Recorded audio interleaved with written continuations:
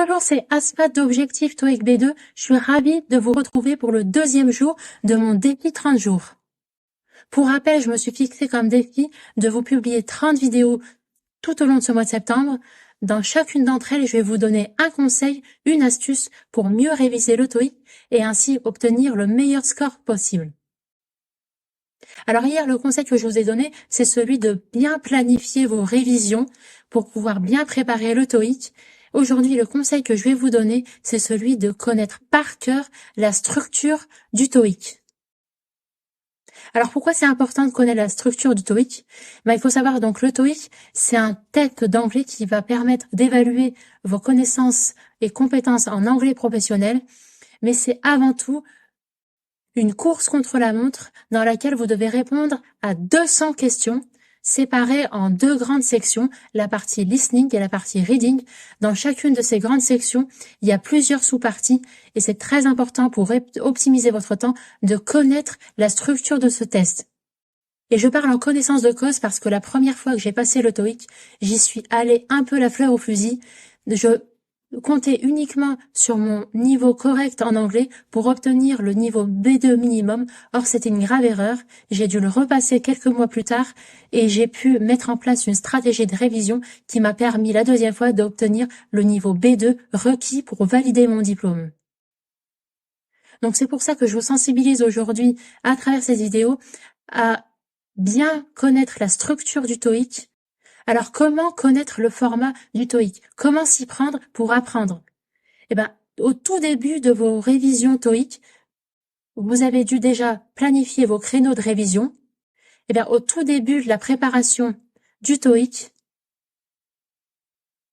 vous allez commencer par connaître et apprendre par cœur la structure du TOEIC. Donc, comme je l'ai dit précédemment, il y a deux grandes sections. Dans la partie listening, il y a 4 sous-parties. La première sous-partie, c'est la partie photographe.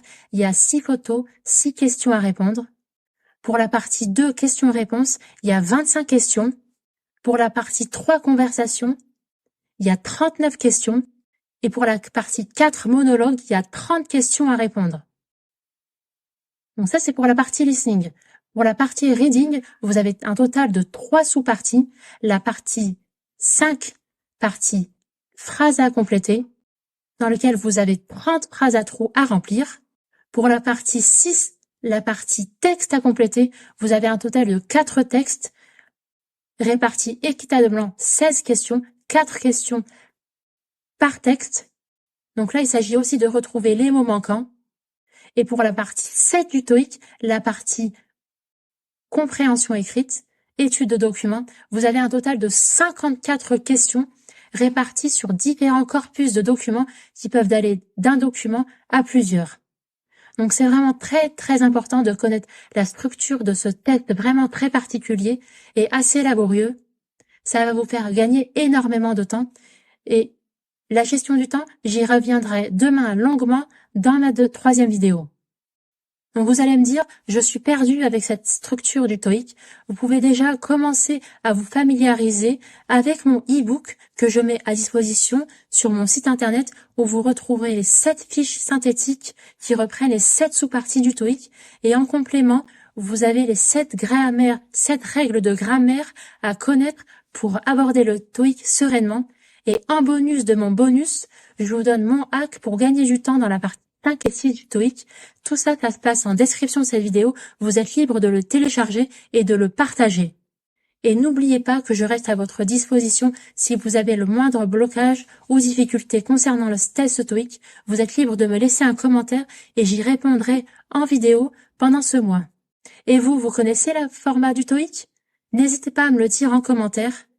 On se retrouve demain pour la 3e vidéo, 3e conseil. Je vous dis très bon courage pour vos révisions théoriques et je vous dis à très vite. Bye!